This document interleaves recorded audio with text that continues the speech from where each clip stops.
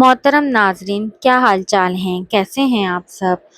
Please अगर आपको मेरी वीडियोस नॉवेल्स अच्छे लगते हैं तो इन्हें एक लाइक ज़रूर कर दिया करें। आपके एक लाइक करने से आपके लिए कुछ हो नहीं जाएगा, लेकिन मेरे लिए बहुत कुछ हो जाएगा।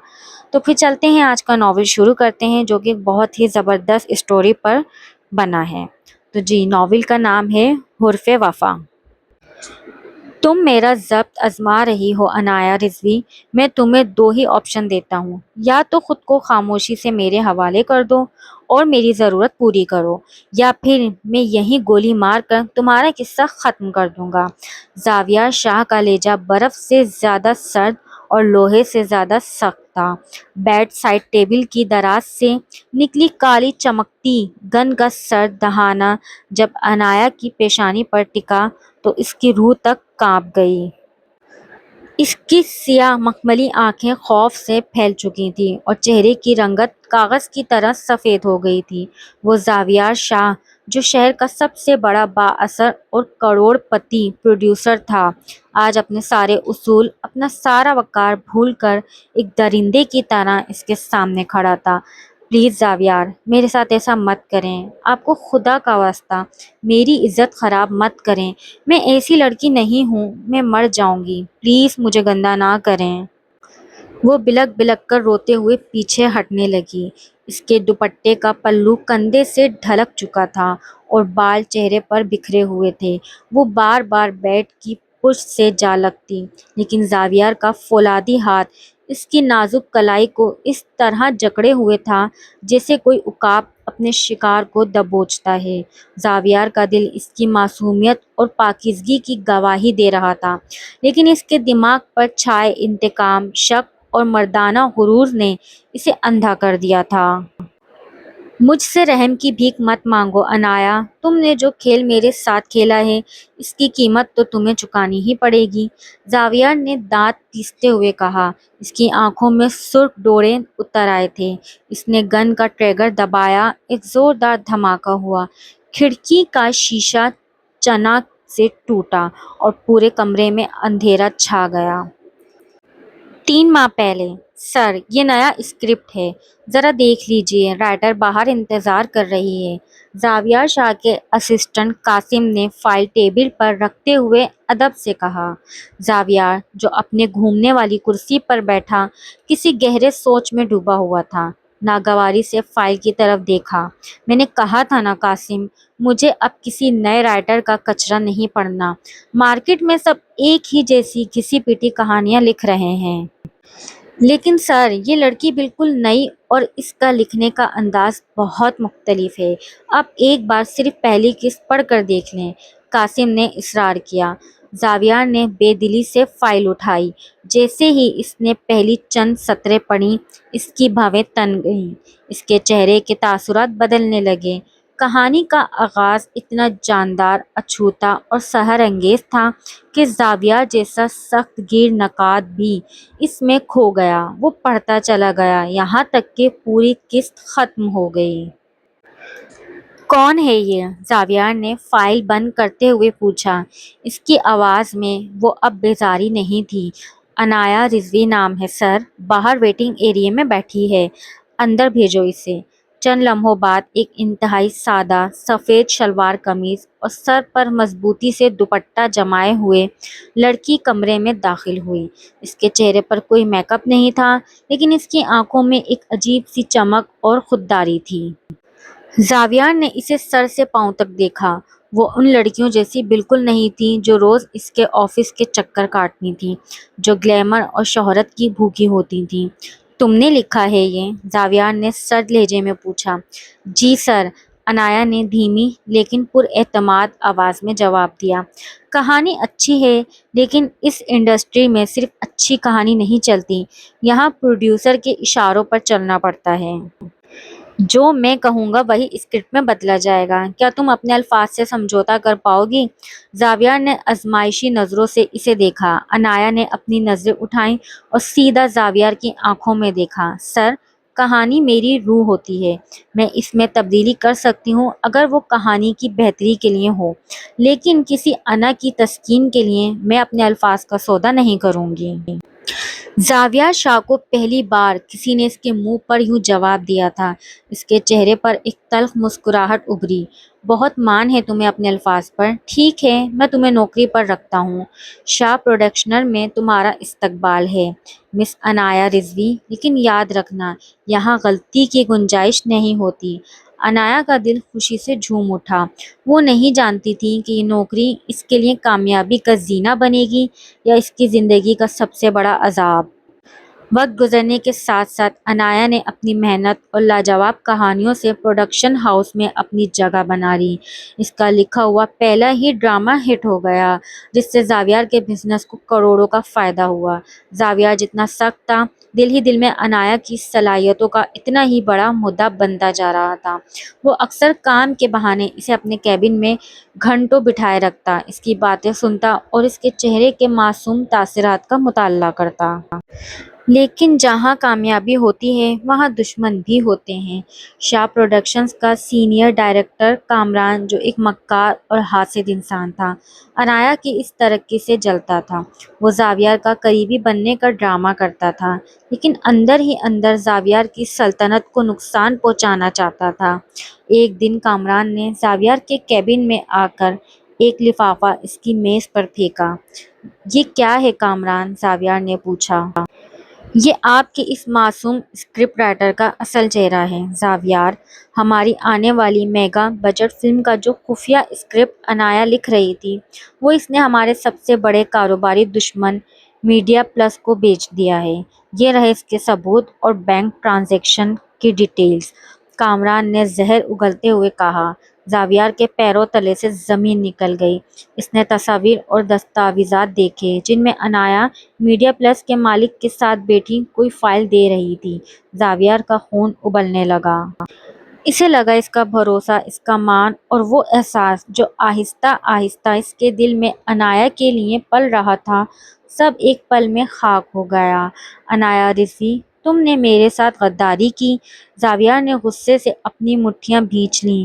اس کی آنکھوں میں وہ درندہ جاگ اٹھا تھا جو کسی کو معاف نہیں کرتا تھا۔ کہانی دوبارہ اسی تپتے ہوئے منظر پر آ کھڑی ہوئی۔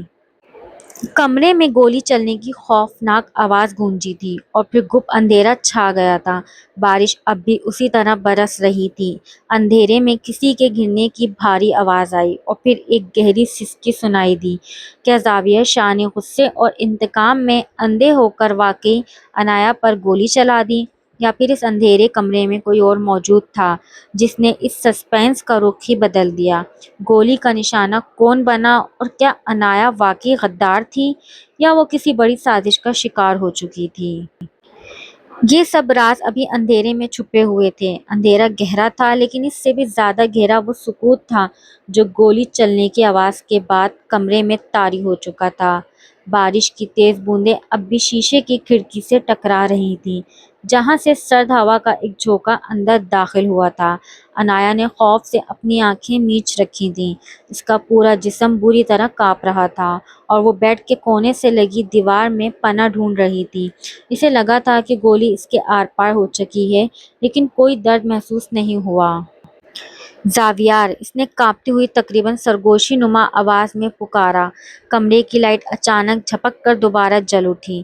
سامنے کا منظر دیکھ کر عنایہ کے حلق سے ایک چیخ نکلتے نکلتے رہ گئی۔ زاویار شاہ وہیں کھڑا تھا۔ اس کے ہاتھ میں موجود گن سے ہلکا سا دھواں اٹھ رہا تھا، لیکن اس کا رخ عنایہ کی طرف نہیں تھا، بلکہ اس کھڑکی کی طرف تھا جس کا شیشہ ابھی ابھی چناکے سے ٹوٹا تھا۔ کھڑکی کے باہر فارم ہاؤس کے باغیچے میں کسی کے بھاگنے کی آہٹ سنائی دی اور پھر سب خاموش ہو گیا۔ زاویار نے گن کو واپس بیڈ سائڈ ٹیبل پر رکھا۔ اس کے چہرے پر خوف کا ایک سایہ لہرایا تھا، جسے اس نے فوراً ہی اپنے روایتی مغرور اور سخت تاثرات کے پیچھے چھپا لیا۔ اس نے پلٹ کر عنایہ کو دیکھا، جو ابھی تک صدمے کی حالت میں تھی۔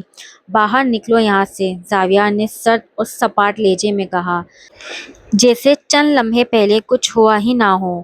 لیکن وہ گولی، آپ تو مجھے عنایہ کے آنسو اب بھی اس کے گالوں پر بہہ رہے تھے۔ میں نے کہا باہر نکلو۔ اس سے پہلے کہ میرا ارادہ بدل جائے اور یہ گولی واقعی تمہارے سینے میں اتار دوں۔ زاویار نے دانت پیستے ہوئے اس کی کلائی جھٹکی۔ عنایا بغیر کچھ کہے اپنا دوپٹہ سنبھالتی ہوئی پاگلوں کی طرح کمرے سے باہر بھاگ کھڑی ہوئی۔ زاویار نے کھڑکی کے ٹوٹے ہوئے شیشے سے باہر دیکھا جہاں اندھیرے میں کوئی غائب ہو چکا تھا۔ اس نے اپنے موبائل پر قاسم کا نمبر ڈائل کیا۔ قاسم، فارم ہاؤس کے باہر سیکیورٹی بڑھاؤ، کوئی اندر آیا تھا۔ اور ہاں، عنایت جا رہی ہے، اسے گاڑی میں اس کے گھر تک چھوڑ دو۔ اسے نقصان نہیں پہنچنا چاہیے، ابھی نہیں، اگلی صبح۔ عنایت کے لیے اپنے بستر سے اٹھنا محال تھا۔ رات کے خوفناک واقعے نے اسے اندر سے توڑ دیا تھا۔ وہ زاویار شاہ کے اس جنونی روپ سے ناواقف تھی۔ وہ اس نوکری کو چھوڑ دینا چاہتی تھی، لیکن اس کے گھر کے حالات اس بات کی اجازت نہیں دیتے تھے۔ اس کے والد کی بیماری کے اخراجات اور گھر کا کرایہ اسی نوکری سے چل رہا تھا۔ جب وہ ڈرتے ڈرتے آفس پہنچی تو ماحول ہمیشہ سے زیادہ اجنبی لگ رہا تھا۔ جیسے ہی وہ اپنے کیبن کی طرف بڑھی، کامران سینئر ڈائریکٹر اس کے راستے میں آ کھڑا ہوا۔ اس کے چہرے پر ایک مکرانہ مسکراہٹ تھی۔ ارے مس عنایا، بڑی جرأت ہے آپ کی، رات کے اتنے بڑے ہنگامے کے بعد بھی آپ آفس آ گئیں۔ کامران نے طنز کیا۔ میرا مطلب صرف اپنے کام سے ہے سر۔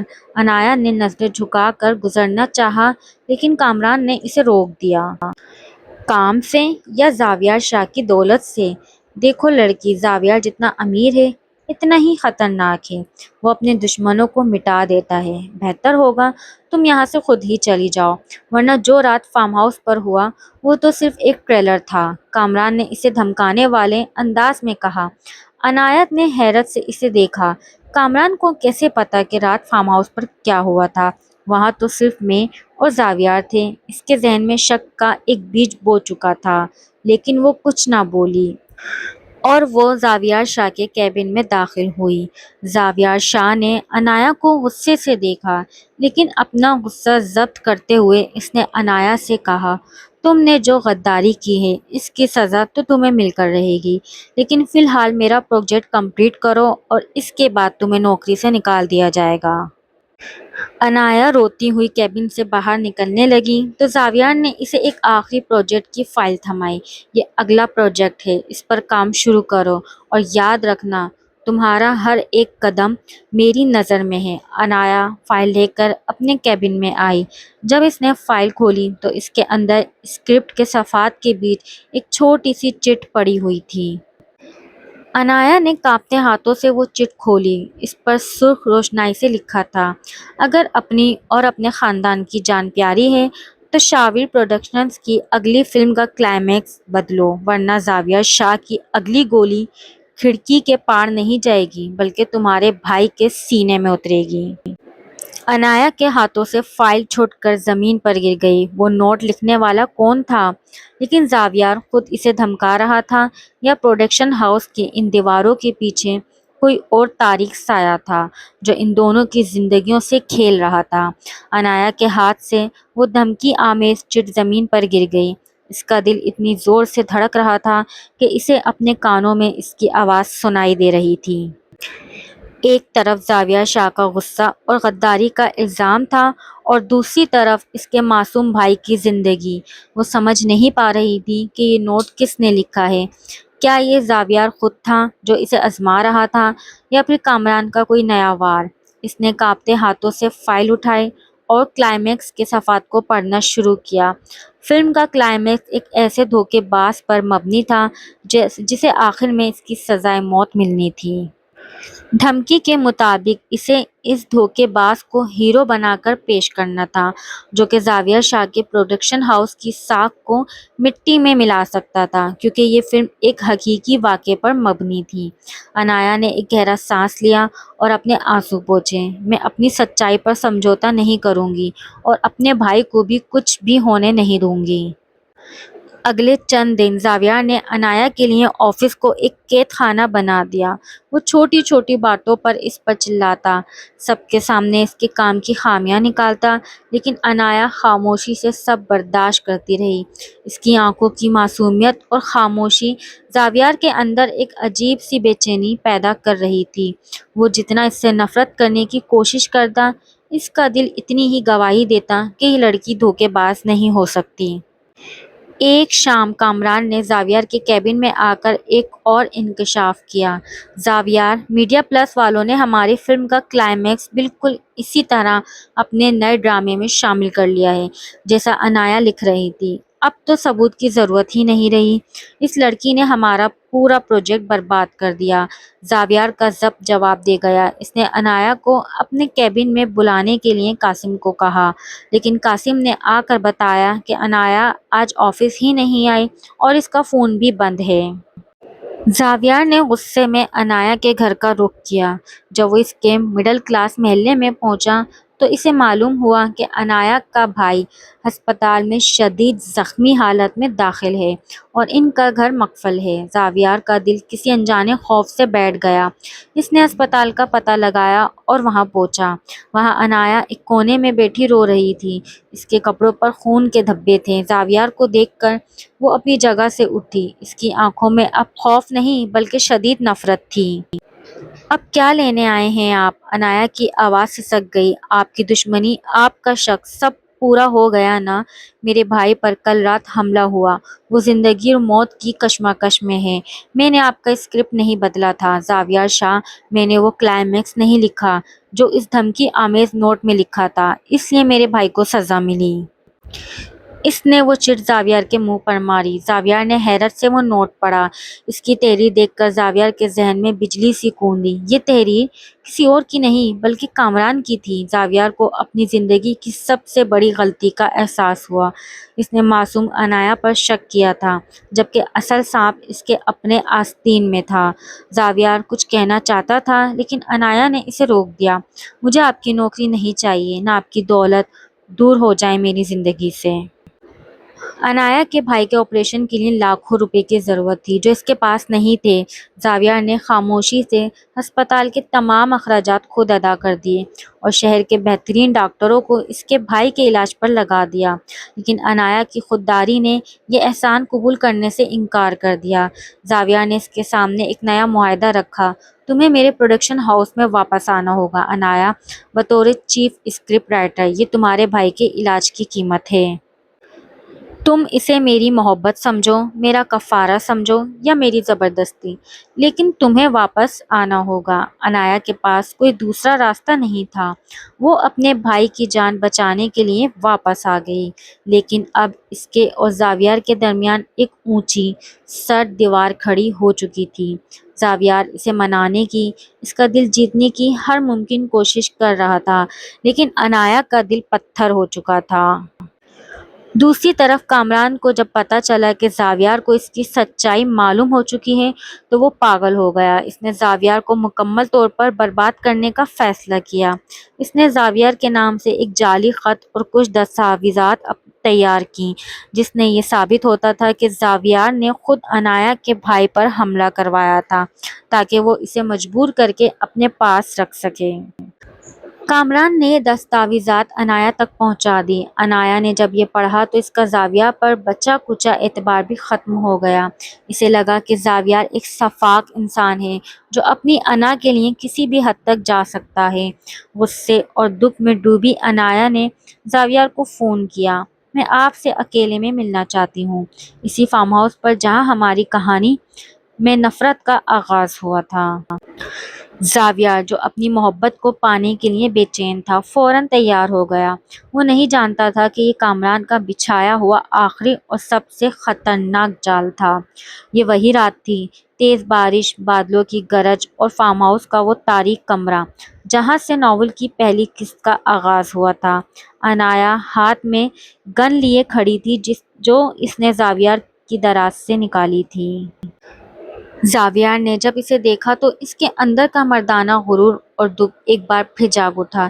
اسے لگا کہ عنایا اب بھی اس پر یقین نہیں کرتی اور اسے مارنا چاہتی ہے۔ تم میرا ضبط آزما رہی ہو عنایا رضوی، میں تمہیں دو ہی آپشن دیتا ہوں، یا تو خود کو خاموشی سے میرے حوالے کر دو اور میری ضرورت پوری کرو، یا پھر میں یہیں گولی مار کر تمہارا قصہ ختم کر دوں گا۔ زاویار نے غصے میں اس کے ہاتھ سے گن چھین کر خود اس کی پیشانی پر رکھ دی تھی تاکہ وہ اس کی آنکھوں میں اپنا خوف دیکھ سکے، لیکن عنایا کی آنکھوں میں صرف آنسو تھے۔ پلیز زاویار، میرے ساتھ ایسا مت کریں، میں مر جاؤں گی، پلیز مجھے گندا نہ کریں۔ زاویار کا دل پگھلنے لگا تھا، لیکن اسی لمحے کمرے کی کھڑکی کا شیشہ چناکے سے ٹوٹا۔ اندھیرے میں ایک ایسا سایہ لہرایا۔ وہ کامران تھا جس کے ہاتھ میں ایک چاقو تھا اور وہ زاویار پر پیچھے سے وار کرنے والا تھا۔ زاویار کی تیز نظروں نے اندھیرے میں اس کا عکس دیکھ لیا تھا۔ اس نے عنایا کو پیچھے دھکیلا اور گن کا رخ کھڑکی کی طرف کر کے ٹریگر دبا دیا۔ ایک زوردار دھماکہ ہوا، گولی کامران کے کندھے پر لگی اور وہ درد سے چلاتا ہوا نیچے باغیچے میں گر گیا، جہاں زاویار کے سیکیورٹی گارڈز پہلے سے الرٹ تھے اور انہوں نے اسے دبوچ لیا۔ کمرے کی لائٹ دوبارہ جلی۔ عنایا نے زمین پر بیٹھی بری طرح کانپ رہی تھی۔ زاویار نے گن دور پھینکی اور گھٹنوں کے بل عنایا کے سامنے بیٹھ گیا۔ اس کے اپنے ہاتھ کانپ رہے تھے۔ تمہیں کیا لگا تھا عنایا کہ میں تمہیں مار دوں گا؟ زاویار کی آواز میں اب کوئی غرور نہیں تھا، صرف ایک تڑپ تھی۔ میں نے گولی تم پر نہیں، تمہارے اور میرے دشمن کامران پر چلائی تھی جو کھڑکی سے اندر آیا تھا۔ وہ جو دستاویزات تمہیں ملی تھیں وہ سب جھوٹ تھیں۔ میں نے تمہارے بھائی پر حملہ نہیں کروایا، میں تمہاری حفاظت کر رہا تھا۔ اسی وقت قاسم کمرے میں داخل ہوا اور اس نے زاویار کو کامران کے اعترافی بیان کی ریکارڈنگ دکھائی، جس میں کامران نے مانا تھا کہ اس نے میڈیا پلس سے پیسے لیے تھے اور عنایا کو پھنسایا تھا۔ عنایا نے ریکارڈنگ سنی تو اس کے پاؤں تلے سے زمین نکل گئی۔ وہ زاویار کی طرف دیکھنے لگی، جس کی آنکھوں میں اس کے لیے سچی محبت اور اپنے شک پر پشیمانی کے آنسو تھے۔ مجھے معاف کر دو عنایا، میرا ماضی ایسا تھا کہ میں نے تم پر شک کیا، لیکن خدا کی قسم میں تمہاری پاکیزگی اور معصومیت کا احترام کرتا ہوں۔ میں تمہیں کھونا نہیں چاہتا تھا۔ زاویار نے اپنا سر عنایا کے گھٹنوں پر رکھ دیا۔ ایک مغرور اور کروڑ پتی پروڈیوسر آج ایک اسکرپٹ رائٹر کے سامنے ہار چکا تھا۔ اپنی محبت کی ہار۔ عنایا کے دل کی ساری برف پگھل گئی۔ اس نے روتے ہوئے زاویار کے سر پر ہاتھ رکھا اور اسے اٹھایا۔ میں نے آپ کو معاف کیا زاویار، اس نے دھیمی آواز میں کہا۔ بارش اب تھم چکی تھی اور کھڑکی سے صبح کی پہلی کرن کمرے میں داخل ہو رہی تھی، جو ان دونوں کی زندگی میں ایک نئے خوبصورت اور سچے آغاز کی نوید تھی۔ پروڈیوسر اور اسکرپٹ رائٹر کی یہ کہانی، جو نفرت اور سسپنس سے شروع ہوئی تھی، بالا آخر محبت کی لافانی رنگ میں رنگ کر مکمل ہو گئی۔ محترم ناظرین، امید کرتی ہوں آپ کو یہ ناول پسند آیا ہوگا۔ میرے چینل کو لائک اور سبسکرائب ضرور کیجیے گا اور مجھے بتائیے گا کہ آپ کو میرا ناول کیسا لگا۔